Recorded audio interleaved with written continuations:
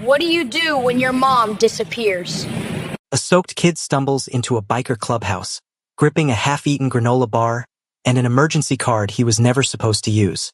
He says his mother vanished. The police won't hear him, so he turns to the last place anyone would expect, hoping strangers will notice what the town refused to see. Thunder rattled the Greyjaw MC clubhouse windows hard enough to make the bottles behind the bar clink. Inside, a dozen bikers sat around worn leather couches, playing cards and nursing beers while rain hammered the roof. It was the kind of night where smart people stayed home. The front door exploded open. A boy stumbled through. Maybe 11, soaked to the bone, hair plastered to his forehead. Water pooled around his sneakers. In one trembling hand, he clutched a half-eaten granola bar. In the other, a crumpled emergency contact card. What do you do when your mom disappears and no one believes you?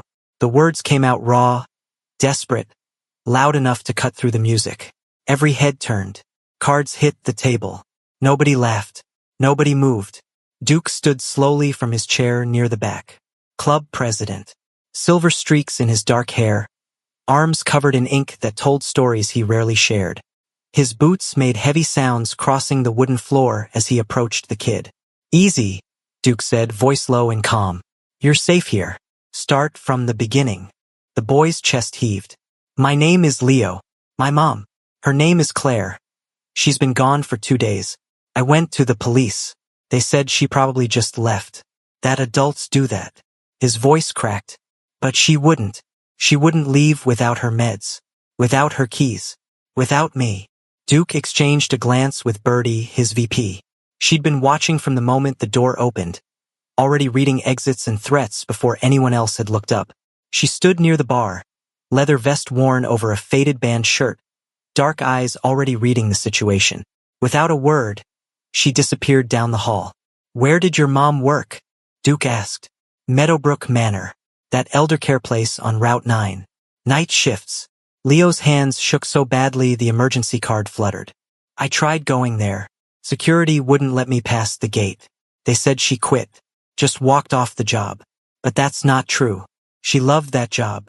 She talked about the patients all the time.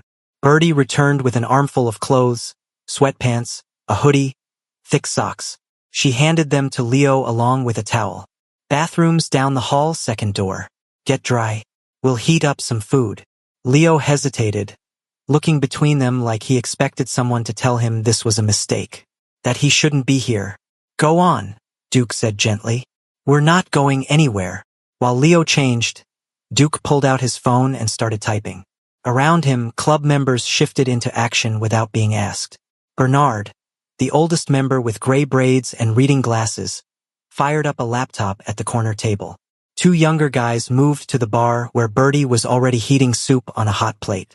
Leo emerged 5 minutes later, drowning in clothes 3 sizes too big, but no longer dripping. He sat at the table Duke pointed to, and Birdie slid a bowl of chicken noodle soup in front of him. The kid stared at it like he'd forgotten what warm food looked like. When did you last eat? Birdie asked. Yesterday. Vending machine crackers. Leo picked up the spoon with shaking hands. I've been sleeping in a storage unit. The one where Mom keeps our winter stuff. I had the code. Duke sat across from him, arms folded on the scarred wooden table. Walk me through the last time you saw her. Leo swallowed a mouthful of soup, the warmth seeming to steady him slightly. Tuesday night. She left for work at 10 like always. Said she'd be home by 7 in the morning. She never came back. Her phone goes straight to voicemail. I waited all day Wednesday. Went to the police Thursday morning. They acted like I was wasting their time. And Meadowbrook Manor? Duke pressed. They told me she quit. No notice. Just stopped showing up. Leo's jaw tightened. But her car is still parked in our apartment lot. Her purse is still on the Kid O'Neill counter. All her stuff is there. Where would she even go? Birdie leaned against the wall, arms crossed, watching the kid with an expression Duke recognized. She saw herself in this boy, the one people didn't believe, the one fighting alone. Duke, Bernard called from the laptop. Got the property records pulling up now. Meadowbrook Manor, Incorporated 2015. Owned by Halstead Management Group. Duke nodded, then turned back to Leo. That card you're holding. How'd you get this address? Leo pulled out the emergency contact card, edges soft from his grip. In neat handwriting, someone had written, "If anything happens and you can't reach me, Greyjaw MC, 400 Industrial Road. Ask for Duke." Mom wrote it 6 months ago. Said if I ever felt unsafe and couldn't find her, I should come here. I didn't understand why then. Leo looked up, eyes red but fierce. I understand now. The room went quiet except for rain against windows. Duke studied the card, recognition flickering across his face. 6 months ago, Claire had brought her car to the shop where one of the club members worked. Engine trouble. They talked. She'd mentioned being a single mom, working nights, worried about her kid. Duke had told her what he told everyone. If you ever need help, our door's open. He hadn't expected her to remember.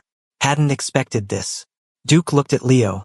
Soaked socks drying by a space heater, borrowed clothes hanging off his small frame, soup bowl half empty but hands finally steady. 11 years old, and he'd navigated a storm to find strangers because every official channel had shut him down.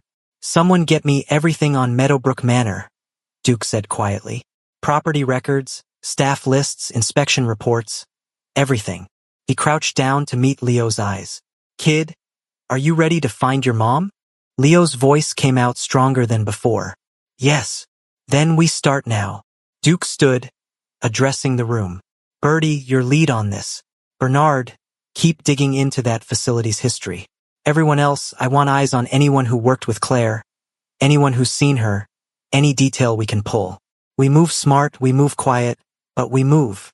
The club erupted into coordinated chaos. Phones came out. Laptops opened. Maps unrolled across pool tables.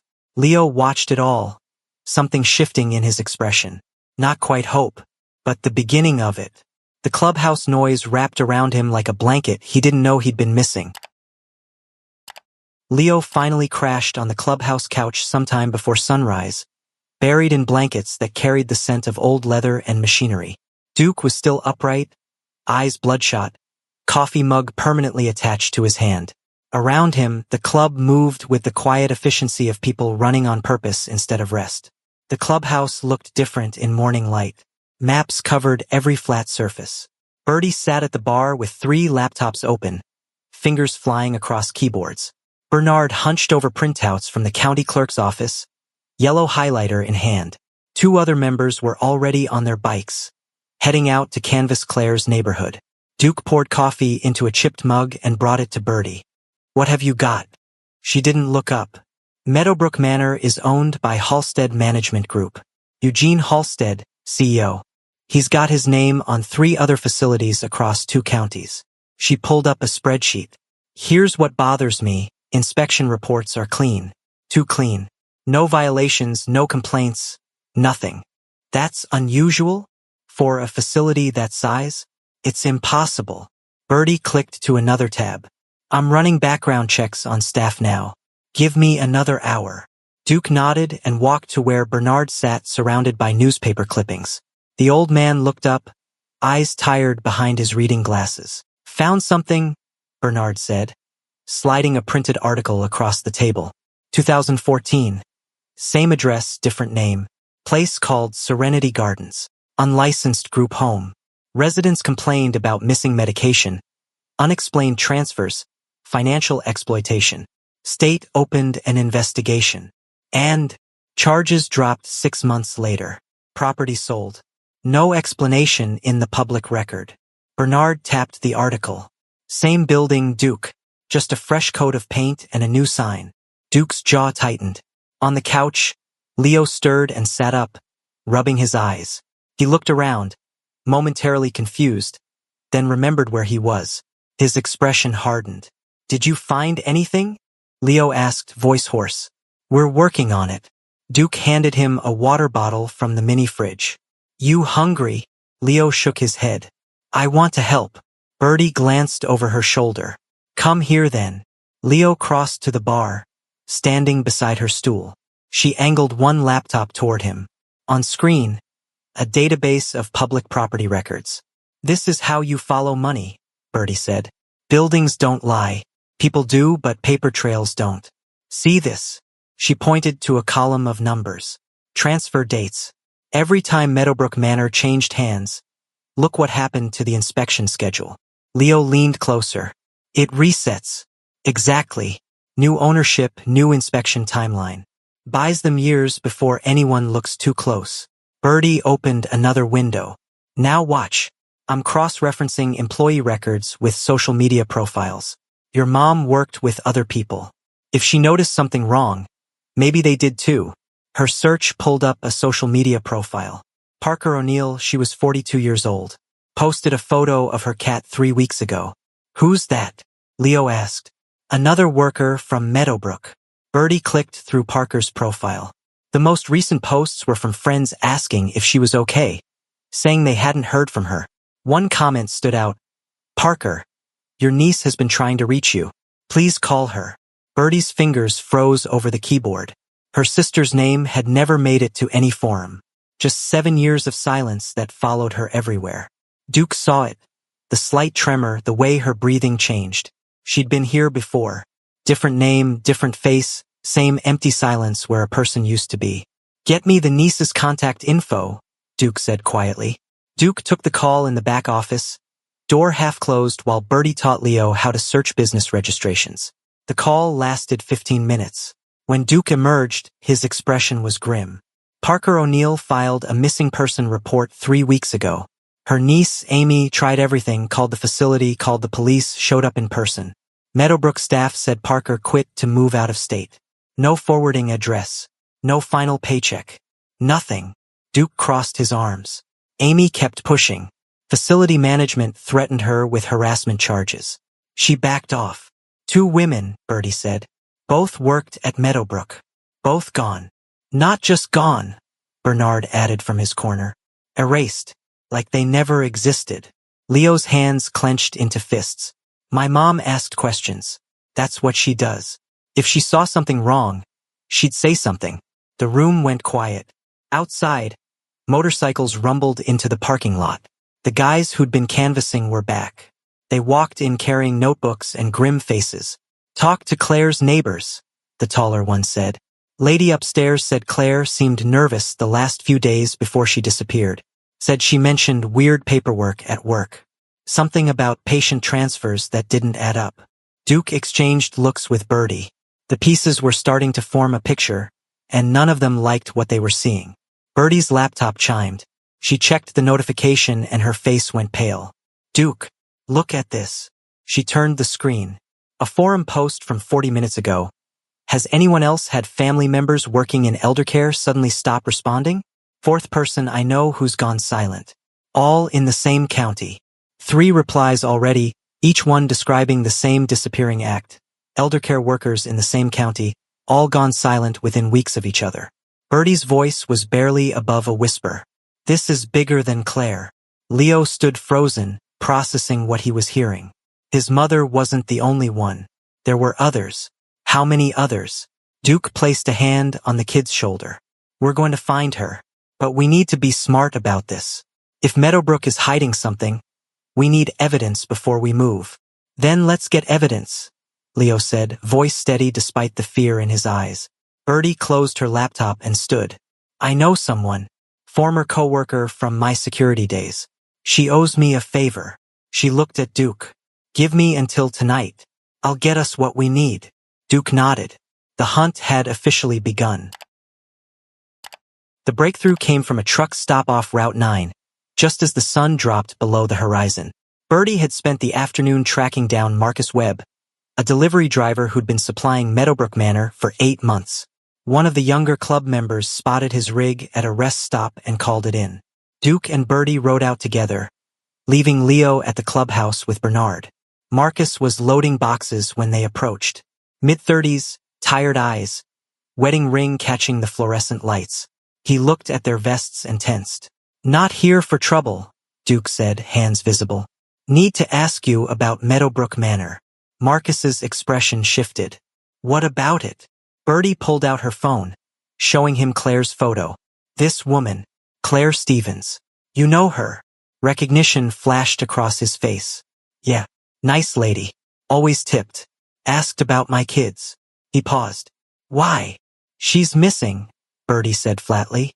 Has been for 3 days. Marcus went still. He set down the box he was holding and rubbed his face. Jesus. I wondered. Wondered what? Duke pressed. I make deliveries there twice a week. Medical supplies, linens, that kind of thing. 3 nights ago I had a late run. Got there around 11. Marcus glanced between them. I saw her car in the back lot. Employee section, but not in the regular spots. It was tucked behind the service entrance. Engine cold. Covered in pollen. Like it had been sitting there a while. Bertie's pulse quickened. You sure it was her car? Blue Honda Civic. Dent in the rear bumper. She joked about that dent once. Marcus shook his head. I thought maybe she'd gotten a ride home or something. Didn't seem like my business. Duke pulled out a small notebook. What time exactly? Just before midnight. I logged it for my route. If Claire's car never left the property, neither did she. Back at the clubhouse, Duke spread a printout of Meadowbrook Manor's layout across the table. Leo hovered close, watching every move. Bernard adjusted his glasses, studying the blueprints they'd pulled from the county planning office. Service entrance here, Duke pointed. That's where Marcus saw the car. Which means she was still on property when she disappeared. Leo's voice was tight. So she's inside? They're keeping her there. Maybe, Bertie said carefully. But we can't just walk in without proof. We need more. The club ran surveillance in shifts for a day and a half straight, rotating through watches like they were on deployment. They parked across the street in a delivery van, cameras pointed at Meadowbrook's entrance. They photographed every vehicle that entered or left, logged shift changes, tracked license plates. Leo insisted on joining the night watch. Duke tried to argue, but the kid was immovable. There was something in Leo's eyes that Duke recognized, the look of someone who'd already lost too much to sit on the sidelines. She's my mom. I'm going. So Leo sat in the van beside Bertie, watching through binoculars as staff came and went. He learned to recognize patterns, the day shift RN who always arrived 15 minutes early, the maintenance worker who smoked by the dumpster at exactly 3 p.m., the black sedan that showed up every evening at 7 and parked in the director's reserved spot. That's Halstead, Bertie murmured, snapping photos. Eugene Halstead owns the place. They watched him enter through a side door, briefcase in hand. 40 minutes later, he left the same way. Like clockwork. What's he doing in there? Leo wondered aloud. That's what we're going to find out. While they watched, Bernard and Duke worked the paper trail, cross-referencing names from employee parking passes with criminal background checks. What they found made Duke's blood run cold. 3 staff members had prior convictions that should have disqualified them from healthcare work. Fraud. Identity theft. 1 had done time for elder abuse at a facility in another state. How does someone with this record get hired? Duke demanded. Bernard looked up from his laptop. Because nobody's checking. Or somebody's paying them not to. Then came the call that changed everything. A woman named Grace O'Neill, Parker's niece, reached out after seeing the club's inquiry on the missing persons forum. She was scared but willing to talk. They met in a grocery store parking lot. Grace was young, maybe 25, eyes red from crying. She clutched her phone like a lifeline. They told me my aunt moved to Arizona, Grace said, voice shaking. But Parker hated the desert. She would never just leave without telling me. We talked every Sunday. When did you last hear from her? Bertie asked gently. 3 weeks ago. She called me upset. Said something weird was happening at work. Patients being moved to a locked wing that wasn't on any floor plan. Families being told their loved ones transferred to another facility. But she never saw ambulances. Never saw discharge papers. Leo leaned forward from the back seat. What happened when she asked about it? Grace's eyes met his. They fired her. Next day. Escorted her out by security. She called me that night, said she was going to file a complaint. I haven't heard from her since. The pieces were falling into place. A locked wing. Missing transfer records. Staff with criminal histories. And now 2 women who'd asked too many questions, both disappeared. Duke's voice was low and dangerous. Did your aunt ever mention another employee? Claire Stevens? Grace nodded slowly. Parker said there was a night shift worker asking the same questions she was. Said they were going to go to the state inspector together. Her voice broke. That was her last call. In the van, silence hung heavy. Then Leo spoke, his voice carrying a certainty that didn't belong to a kid his age. They took them. They took both of them because they were going to tell. Birdie placed a hand on his shoulder. She knew that tone.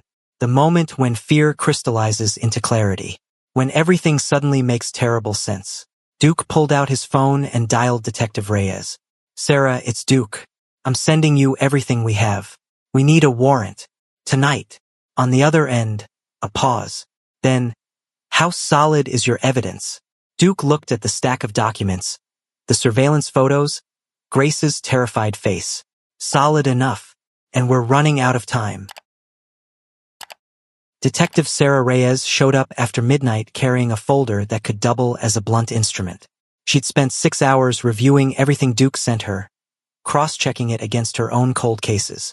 When she looked up at the assembled club members, her expression was grim. This is enough for a warrant, she said. We move at dawn. Leo hadn't slept. He sat at the bar, hands wrapped around a mug of hot chocolate that had gone cold hours ago. Duke stood beside him, a silent presence. I need you to stay here when we go in, Duke said quietly. No. Leo's voice was flat, final. Leo. She's been in there for 3 days, alone, scared, thinking nobody's coming. Leo looked up, eyes burning. I'm not staying behind. Duke exchanged glances with Birdie. She gave a slight nod. You stay in the van, Duke said. With me. You don't leave until I say. Understood. Leo nodded. Before dawn broke, squad cars and ambulances lined Route 9 like a battle formation. The Greyjaw MC followed on their bikes, staying at the perimeter as agreed. Leo sat in Duke's pickup truck, hands clenched in his lap, watching Meadowbrook Manor's gates like they might disappear if he blinked. The raid was surgical. Officers moved through the main entrance while others covered the exits. Detective Reyes led a team straight to the administrative wing, warrant in hand. Eugene Halstead met them in the hallway, coffee mug still in hand, confusion shifting to panic as he read the paperwork. This is outrageous, he sputtered. You can't just... We can and we are, Reyes said coldly. Where's the locked wing? There is no locked wing. This is a licensed care facility. Save it. She pushed past him, officers following. Finding the entrance took longer than it should have, hidden behind a supply closet like something out of a nightmare checklist. When they breached the door, the smell hit first, antiseptic trying to cover something worse. Stale air. Fear. 6 women occupied the space. Some slumped on cots, others pressed against walls with blank stares. Disoriented. Drugged. Waiting for something they'd stopped believing would come. Detective Reyes moved through the room checking vitals, calling for paramedics. Then she saw her. Claire Stevens sat in the corner, arms wrapped around her knees. Her eyes were unfocused, medication still in her system. But when she heard footsteps, she flinched. Claire. Reyes crouched down slowly. Claire Stevens. Recognition flickered. My son, Claire whispered. I have a son. Leo. He's 11. He's safe. He's the one who found you. Claire's face crumpled. Tears came in silent, shaking waves. All the fight she'd been holding on to for 3 days collapsed at once. Outside, Leo saw the ambulances pull up to the side entrance. He was out of the truck before Duke could stop him, running across the parking lot. An officer tried to intercept him, but Duke was faster. Let him through, Duke said. Leo reached the ambulance bay as they brought Claire out on a stretcher. She was weak, pale, but her eyes were open. When she saw him, she reached out with a trembling hand. Baby, she breathed. You found me. Leo grabbed her hand like it was the only real thing in the world. I found you, Mom. I found you. Paramedics loaded her into the ambulance. Leo climbed in without asking permission. Nobody stopped him. The arrests happened fast. Eugene Halstead, for staff members. Charges ranging from kidnapping to fraud to elder abuse. Detective Reyes found the records in Halstead's office. Falsified transfer documents, forged signatures, a pattern stretching back 2 years. Parker O'Neill was found in a facility 3 counties over, also alive but drugged. 4 other victims were identified. The news crews arrived by noon. Cameras everywhere, reporters shouting questions. Duke steered the club away from it all. This wasn't their story to tell. When Leo walked back into the clubhouse weeks later, it was a Saturday afternoon, the kind of quiet day where the club worked on bikes and pretended not to be watching the door. Claire was out of the hospital, clean and getting stronger every day. CPS had set them up in temporary housing with a caseworker who actually seemed to care. Leo looked different, cleaner clothes, better haircut, but most of all, his eyes were different. Clearer. Focused. "Hey, Junior," Bertie called from the bar. "Come to freeload on our snacks again?" Leo grinned. "Actually, I came to ask something." Duke looked up from the table where he was reviewing community event permits. "What's that?" Leo's grin faded into something more serious. "Do you think maybe I could come around sometimes? Like, help out? With the food drives and stuff?" The room went quiet. Duke set down his pen and studied the kid. 3 weeks ago, Leo had stumbled through that door soaking wet and terrified. Now he stood straight, voice steady, asking not for rescue but for purpose. Duke thought about every adult who'd turned this kid away, every system that treated him like noise instead of a person screaming for help. Then he thought about the courage it took to keep fighting anyway. "Patch or no patch, kid," Duke said slowly. "This door's always open." Leo's smile returned, bright and real. "Cool. So, where do I start?" "Dishes," Bertie said, jerking her thumb toward the kitchen. "We don't go easy on volunteers." Leo laughed and headed toward the sink. Behind him, the club members watched with something close to pride. Claire stopped by that evening to pick him up. She shook Duke's hand, tears in her eyes. "Thank you," she said simply, "for seeing him." "He did the hard part," Duke replied. "We just opened the door." As they walked to their car, Leo turned back one last time. The clubhouse lights glowed warm in the evening darkness. Inside, he could hear laughter and music, the sound of family. He waved. They waved back. Some storms tear everything apart. This one left something stronger in its wake.